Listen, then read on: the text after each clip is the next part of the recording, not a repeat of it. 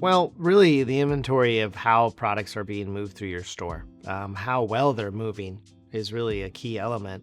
And that's, I think, what we've added to Cheers, where we've added some sort of grading so that you can actually identify which products were moving great, did have great consistency. There was a nice flow of inventory coming in and inventory going out for that product.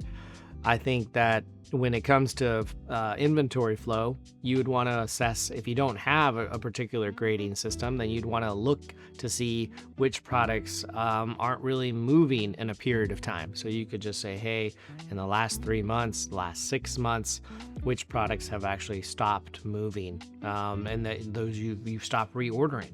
So you want to make sure that your flow is dependent on the products that are most relevant in the last 3 to 6 months, and then kind of work your way back to, is this a specialty item? Is this an allocated product?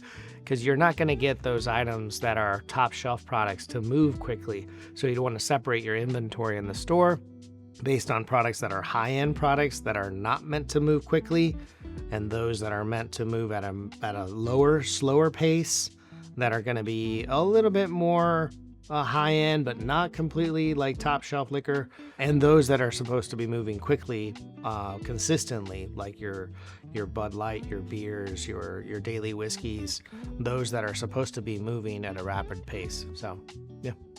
I think a lot of it is really based on hearing your customers as well. Like a thing that's dependent and that you should be paying close attention to is your customers.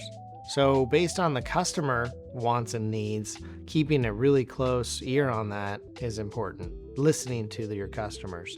So the flow can also be dependent on the area you're in based on the specific types of needs and wants from the community that surrounds you.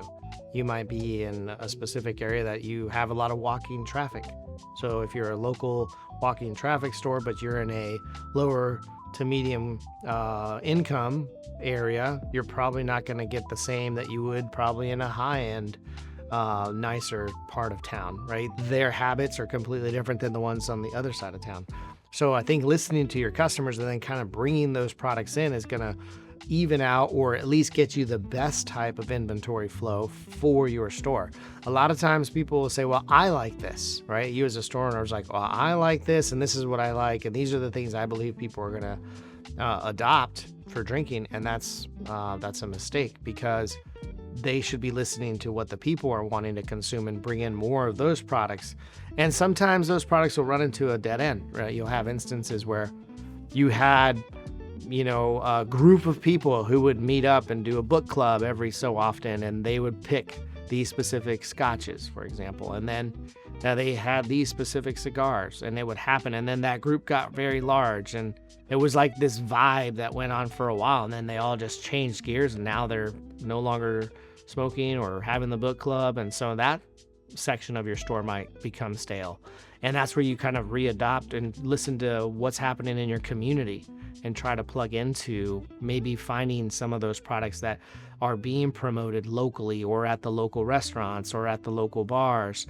And those cocktails and those customer habits will be reflective in your store.